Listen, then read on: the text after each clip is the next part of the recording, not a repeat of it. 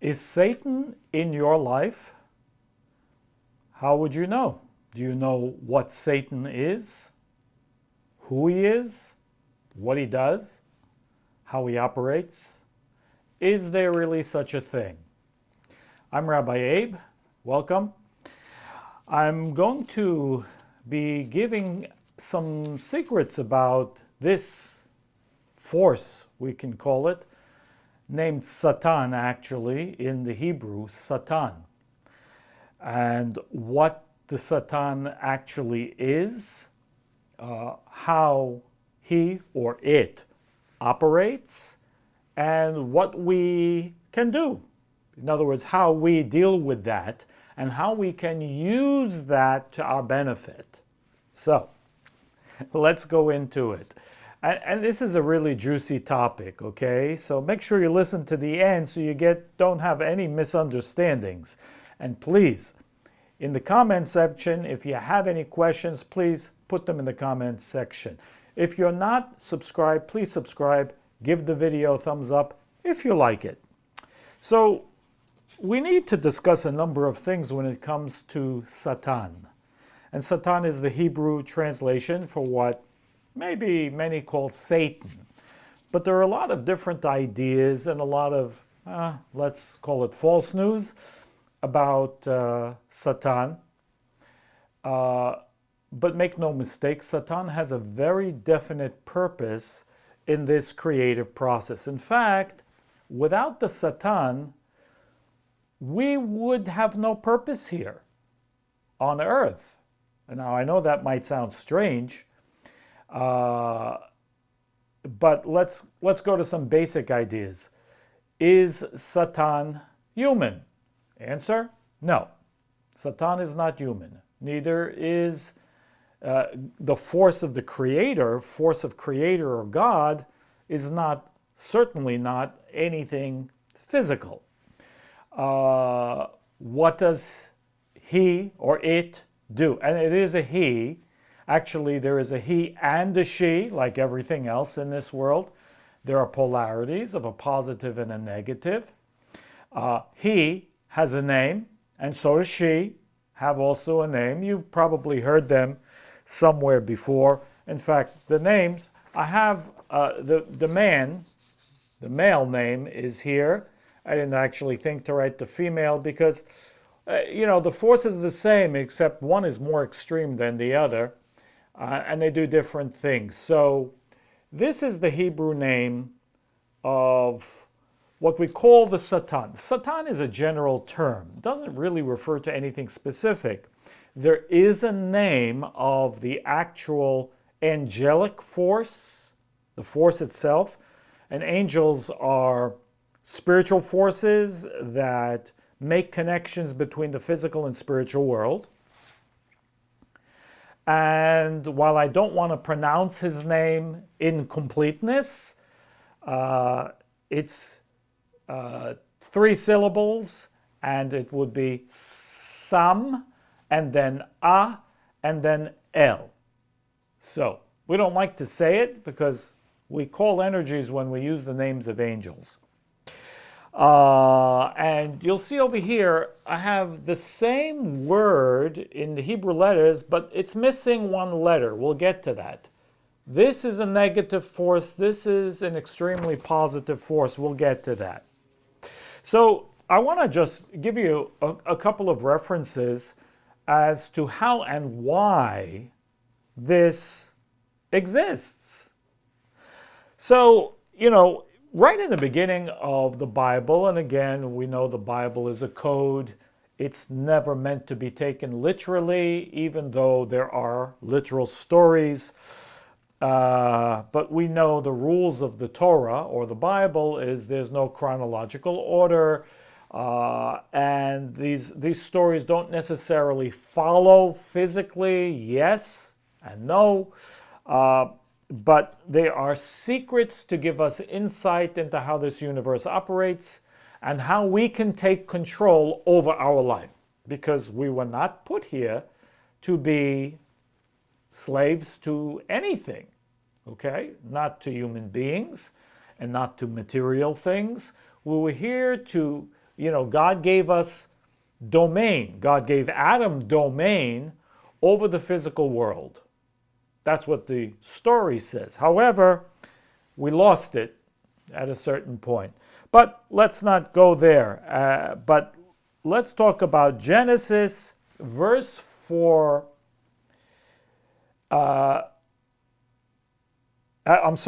Genesis chapter 4, verse 7.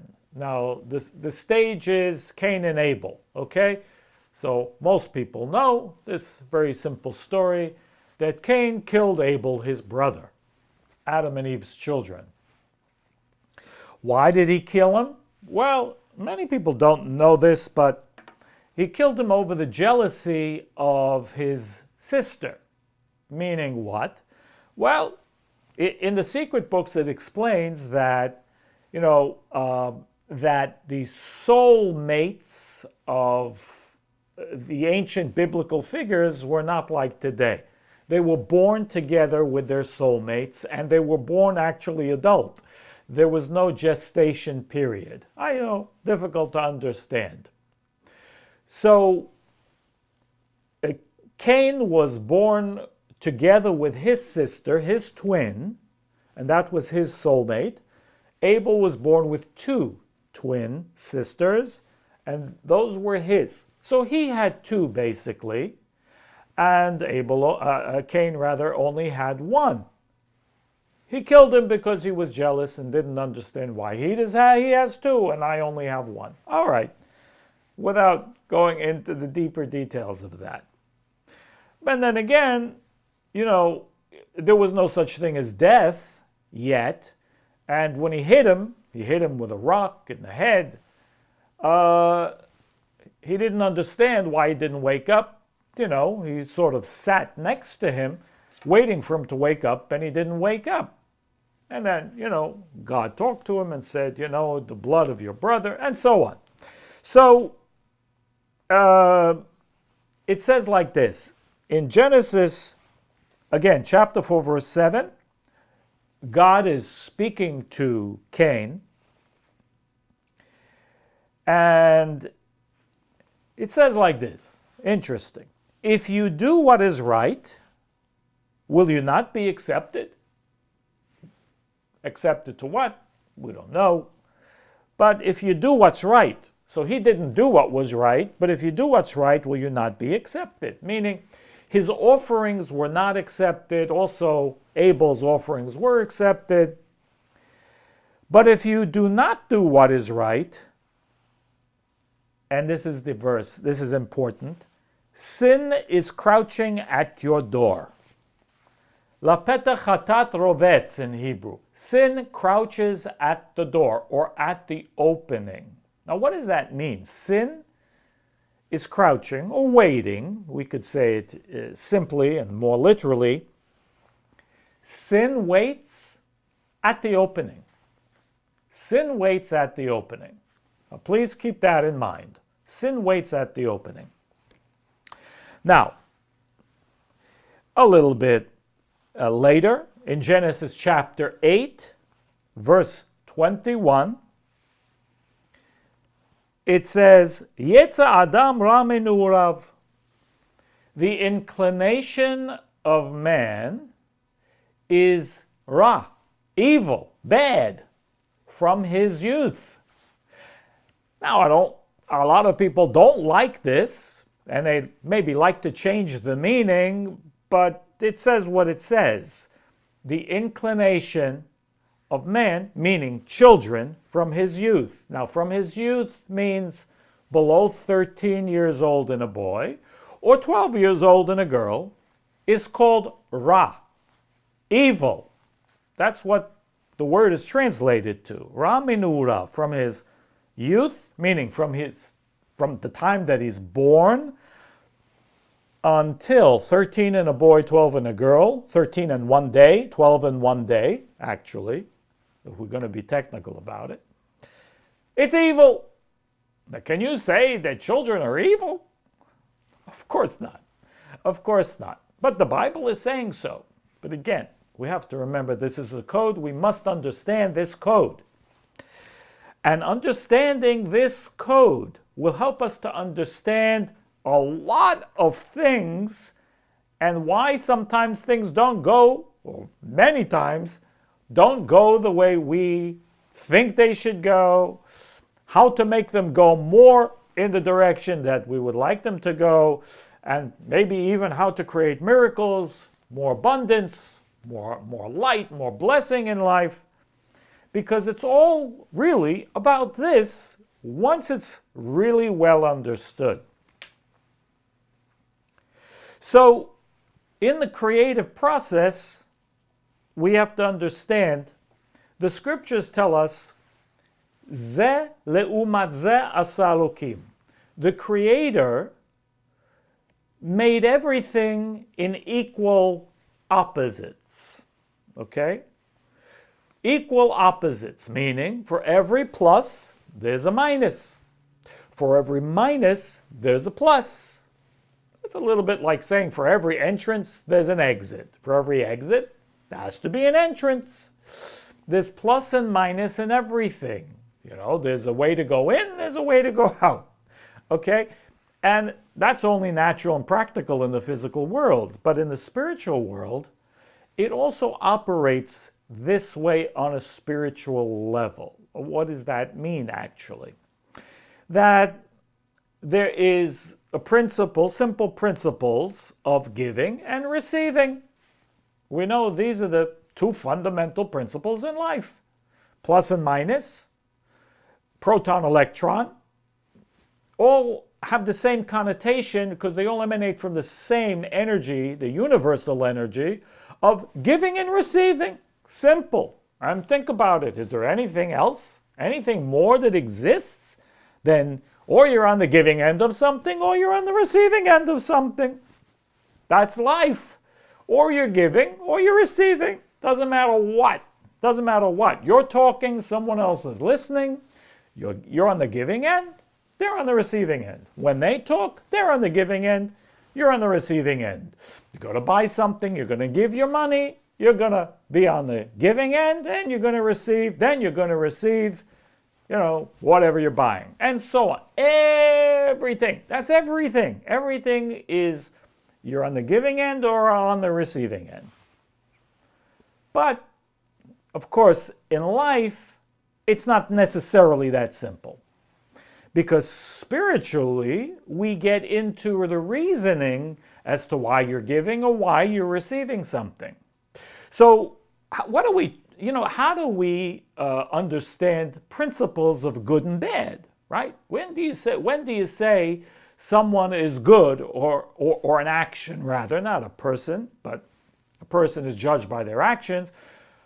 This is a good action or this is a bad action. This is a positive action or this is a negative action. How do we judge?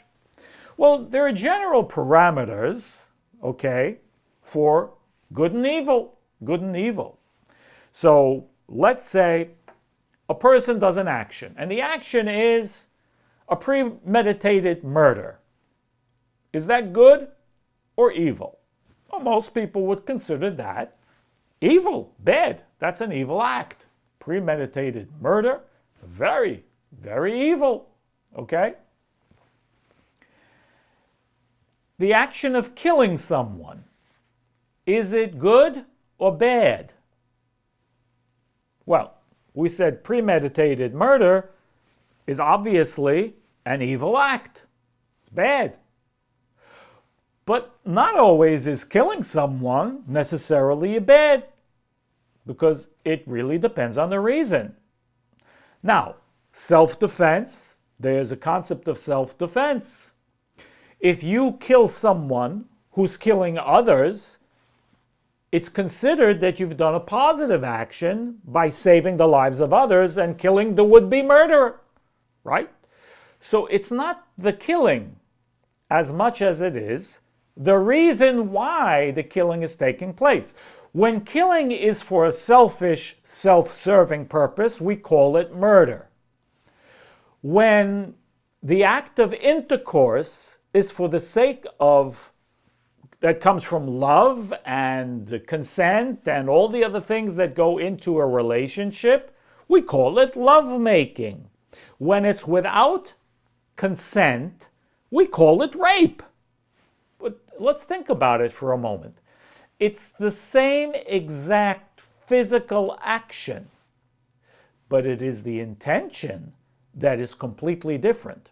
So we see clearly that it is intention that generally it is the intention that constitutes how we would judge something, whether it's considered good or bad, good or evil.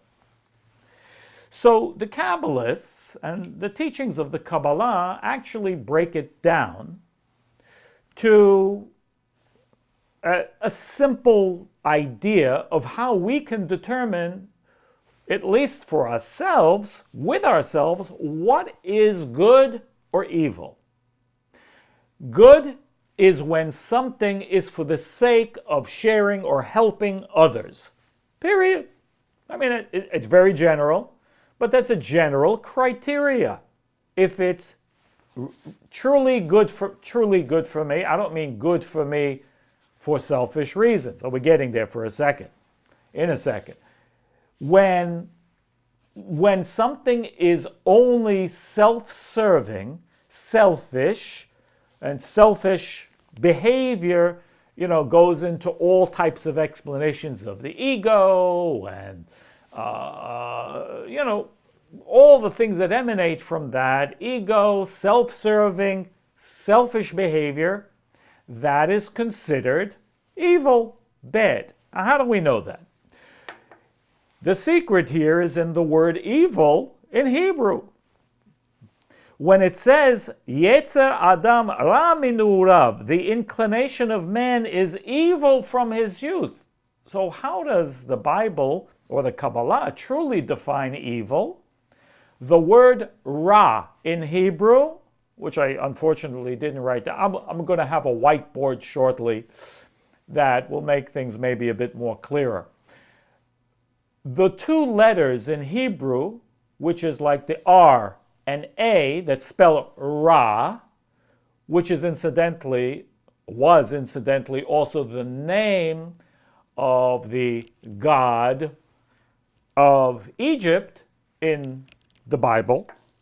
So Ra in Hebrew stands for two words in Hebrew. It's like the initials. It's an acronym. Ratzon Atzmi, the desire only for myself. And that is a code. So what the Bible and the Kabbalah explains is, what is this concept of evil? Evil is when we have only a desire for myself. Now, the word evil in English is a very strong word. I mean, I can be afraid of something. Whether it's reasonable or not reasonable, I'm really scared of something. Now, this is really a desire for myself. Would you call a person who worries too much evil? Of course not. That's ridiculous. But there is a balance of energies that must take place. What causes us to be overly worried, beyond reasonable, of course, that person will suffer, right? When a person, let's say a person loves control, and obviously you can't control everything. Now, let's say you're on an airplane. I used to be a pilot, and sometimes the person will get on the airplane and, we used to call them white knucklers, meaning they'll grab the seat and their knuckles, so tightly that their knuckles would turn white. And someone told me they're actually trying to control the airplane. And can you control the airplane? Obviously not. So, control, is that person suffering? Yes. Because every bump, they're going to suffer through that scenario. Now, that's not an evil person, but somewhere in that idea of control, which of course has to affect other things, is a self-desire. Again, and I don't want to make it sound bad, because we all have self-desires. But when it crosses a line to be selfish, truly a selfish thing, not only I suffer from it, but everyone else who's connected to me in that thing will also suffer from it. So let's again, now this can go on to a lot of different areas, and this is more of a class rather than a, so I hope you have the patience and the concentration to keep going till the end of this class. This is probably should have been 2 or 3 classes, but be that as it may, watch it in sections if you really want to understand. So this is the meaning when the inclination of man was evil, meaning children are constantly in the framework, says the Zohar, of, in other words, the basis of why they do things is a desire of themselves. Even though they can be sharing and lovely children, they don't have the chip yet that enables them to be able to go outside of their nature and have free will, to choose something else from free will. Now that free will also needs to be explained. Not here, though. Would take too long. But the point is that it's a robotic consciousness. Now, 13 years and 1 day in a boy, 12 years and 1 day in a girl, the opportunity for free will enters, says the Zohar. Okay, what does that mean? Well, how does the Satan play into all of this? In other words, so what is this Satan? What is this counter force? And that's what it is. It is a counter force to the endless light of the universe. The light of the universe, or the godly force, is a pure sharing force, positive force, endless force, emanation of light. Now that doesn't mean that we are endlessly receiving that light. Why not? Because we have blockages. The major blockage that we have is our desire for ourself. Because if we go into the deeper teachings, we can only connect truly with something when we have an affinity with it, when we have something in common. You can only connect with another person, truly, if you have something in common. If you have zero to talk about, you have zero in common, you don't really have anything to say to each other. I mean, who you're going to go out with on a date, who you're going to enjoy speaking to.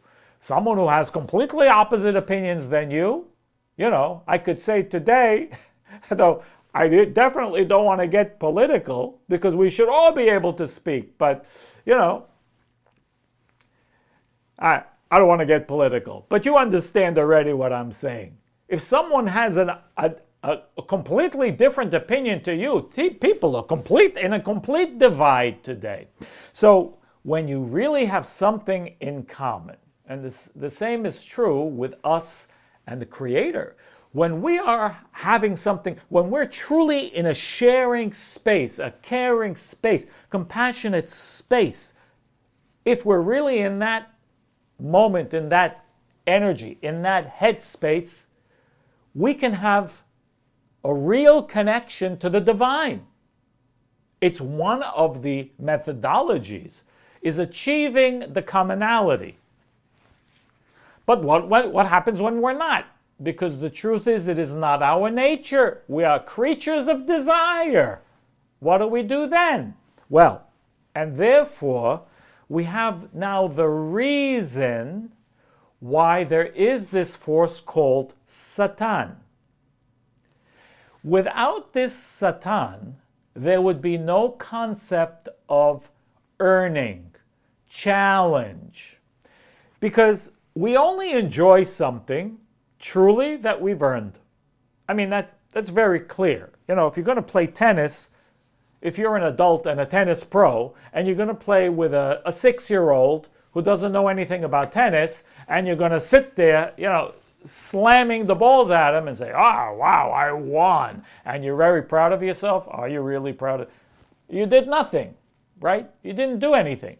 But if you're up against another pro and it's a challenge for you and you win, then we know you're going to feel great.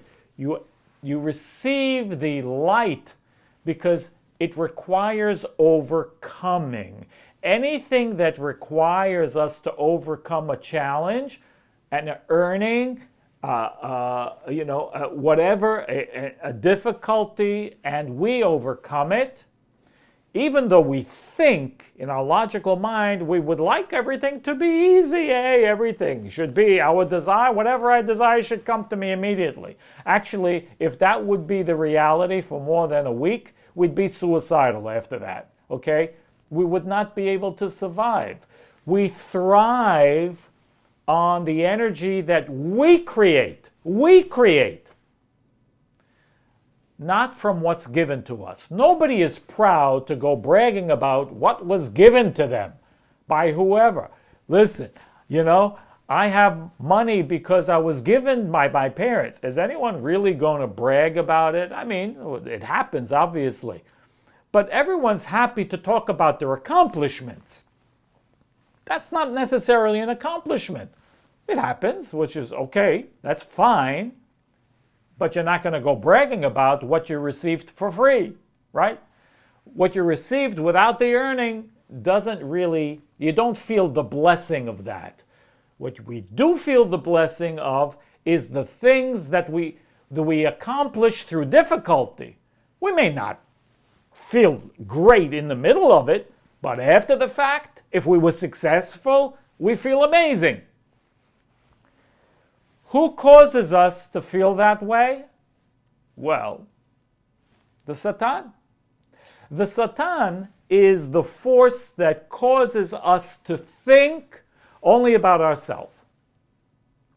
Even in the good things we do, even in, is giving charity a good thing?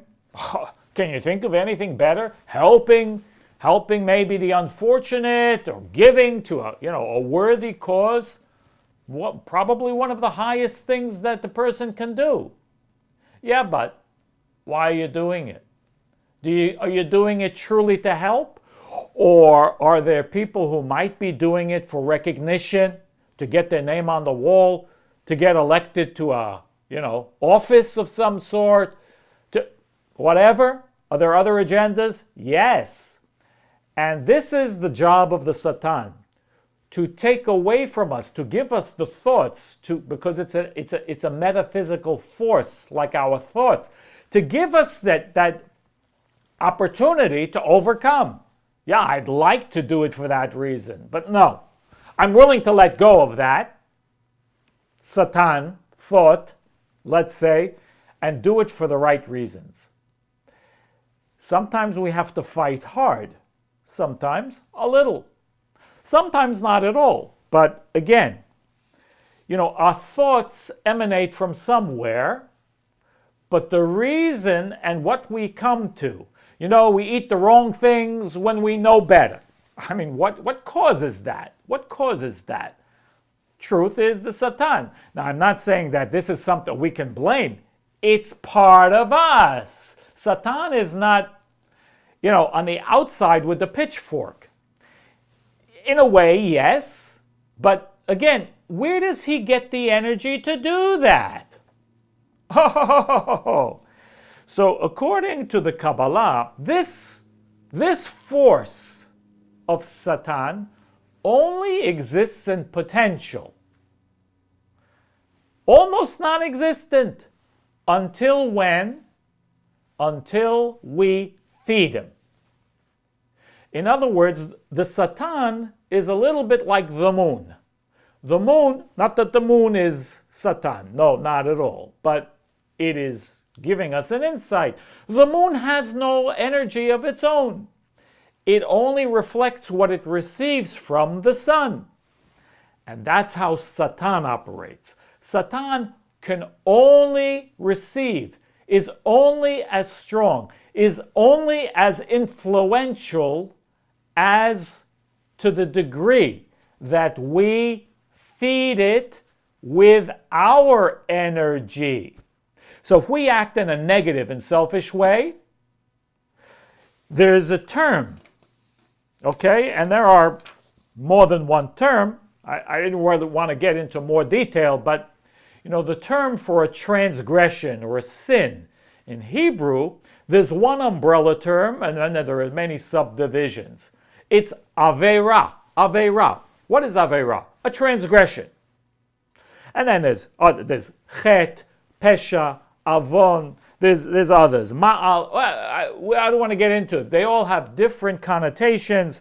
One is intentional, one is unintentional, one has to do with maybe, the reflection that you create on other things. Anyway, without getting into all of it, but the umbrella term is called Avera. What is this meaning, Avera? And Hebrew, again, a beautiful language, because we can derive the root meanings and get the secret meaning through the root of the word. Avera comes from the word la'avir, which means to transfer, to pass over. What does that mean? It means when we have a desire, we have an opportunity to receive the Creator's light, to do something, to create. But if we're reactive, let's say we go into our own selfish agenda, what do? That light that the Creator wants to give us, the endless blessing, what do? We take that energy and pass it over. We transfer it over to who? To this metaphysical force, this entity, which only was existing in potential. We transfer it over now to Satan. Now Satan has fuel. Now he has gas. Now Satan has ability to what is called prosecute. What does that mean, prosecute? He can push us, give us thoughts in a negative direction. You're going to do this, but do it from your ego. Do it from your own selfish desire. Don't do it from a compassionate, sharing place. Don't restrict yourself altogether. You were going to yell at your kids, or you were going to, act nastily to your friend because they didn't maybe treat you so right. You don't, and you want to say, he said, maybe, no, let it go. Let me give them the benefit of the doubt, or whatever maybe I really should do. What does the Satan say? No, they smacked you, smack them back. Don't talk. Why talk? That's the consciousness of Satan. Satan means go into your selfish desire, selfish reactive mode. Why? Because we already fed it. And therefore it says in the scriptures, mitzvah, goreret mitzvah, a positive action will lead to more positive actions, because when you get energy, you feed the light, you create a circuitry with the light, this blessing, this positive energy, and the reward of sorts is more positive energy, you get to do more positive actions because you have strength of consciousness. But the opposite is also true. Avera goreret avera. When you create negativity, it leads to more negativity. Why? Because you create a blockage for yourself, and you make your Satan, your negative force, more strong to influence you, which means you're less susceptible. You can't see light now. You have a blockage. You can't see light so clearly. You can't see the positive path as clearly. And it can become a vicious cycle.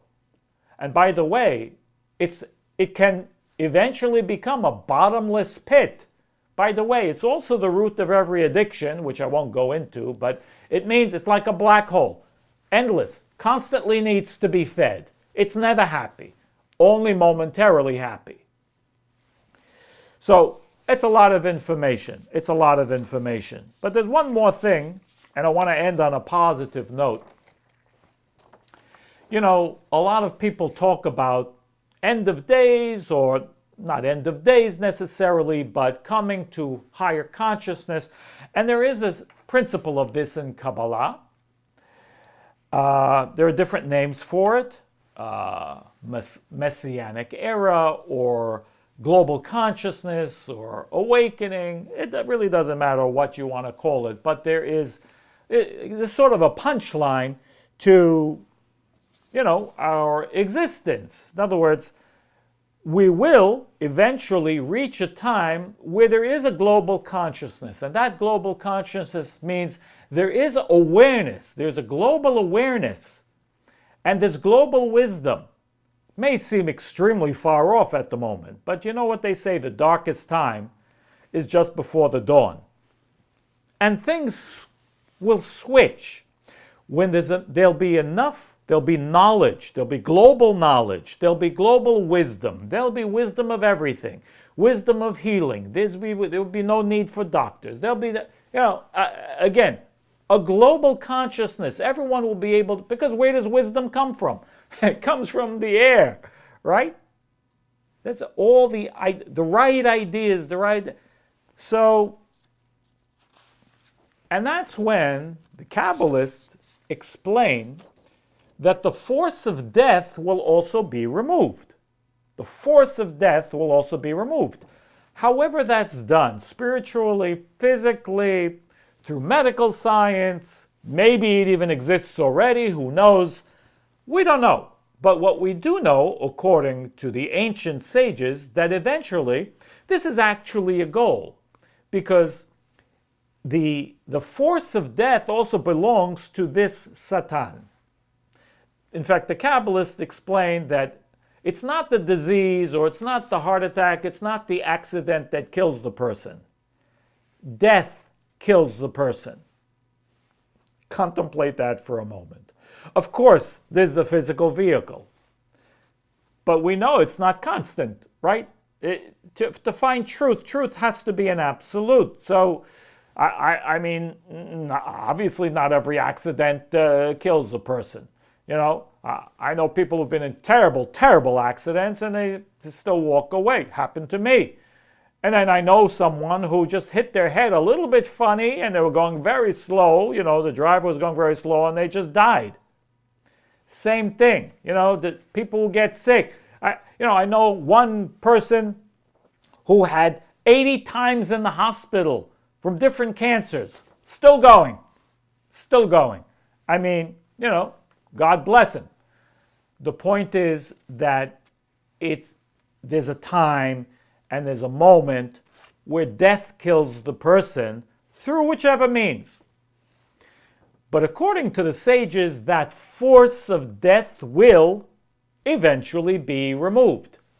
Now, the force of death is represented by this letter, the letter Mem in Hebrew. Mem stands for the word Mavet, which means death.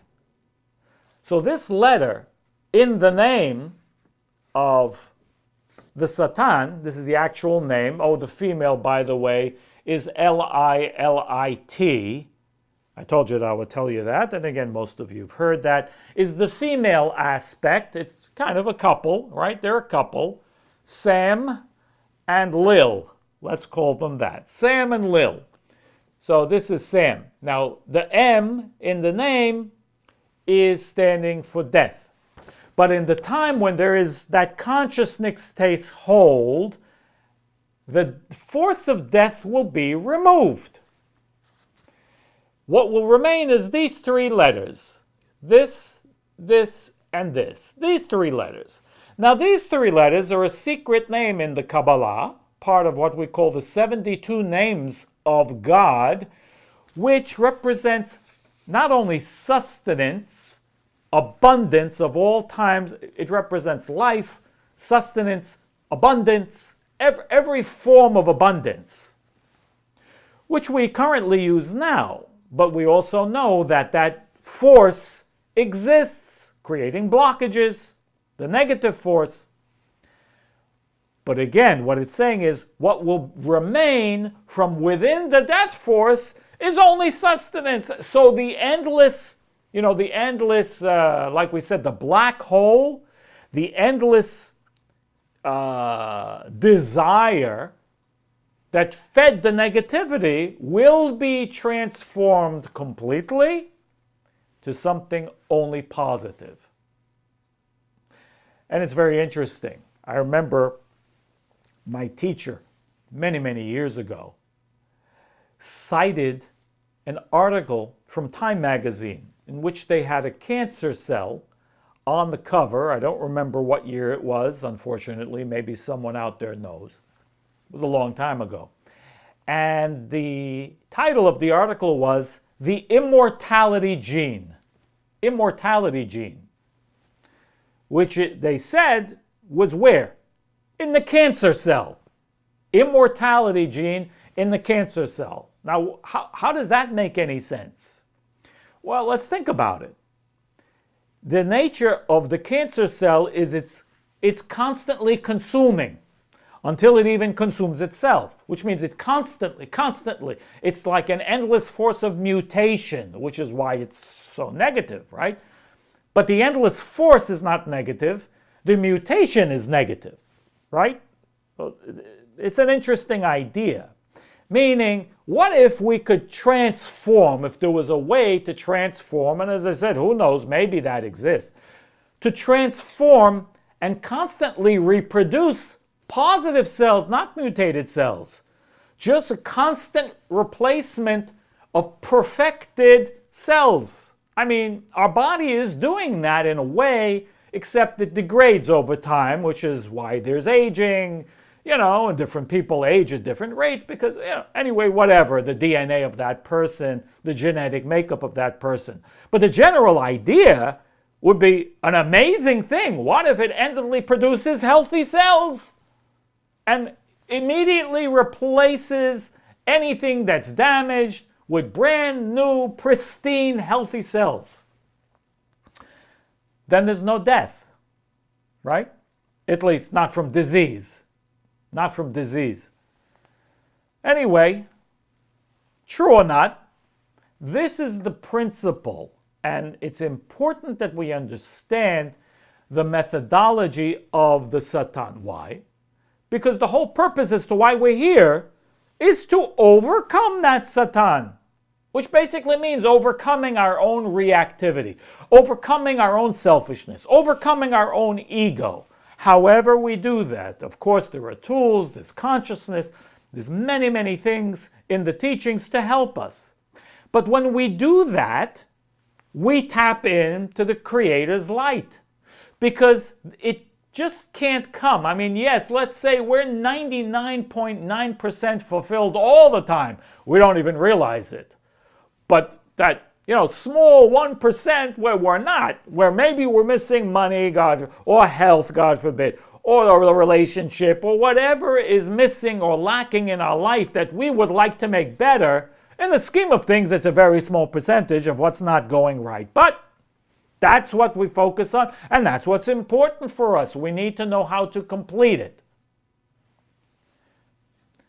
And that's what the overcoming of that force is all about. It's learning. It's a learning process and using tools, because it's a strong force. We've fed it a lot. It's very strong because of how much we feed it. Remember, we're feeding it from 0 to 13 or 0 to 12. We're feeding it. In fact, the Zohar says that good in our life, especially when we're young, is a little bit strange because it's against our old friend. Our old friend is the negative inclination. Our old friend is kind of the Satan that we grow with as children, right? All we need is to receive. And we don't know anything better, because the good needs to be taught, needs to be learned, to be understood. Yes, certain things are innate. But learning how to create good is, no question, it is a learning process. And how to overcome the negativity in life is a learning process and requires us to elevate. And that's what it's all about. That's what it's all about. Be blessed, everyone. Remember, give the video a thumbs up. Congratulations if you made it through this class. I know it's a long one, but if you practice this, it will absolutely be beneficial to you. And it will give you abundance of spiritual light and physical results. Thumbs up, subscribe, and I'll see you very soon on the next video. All the best.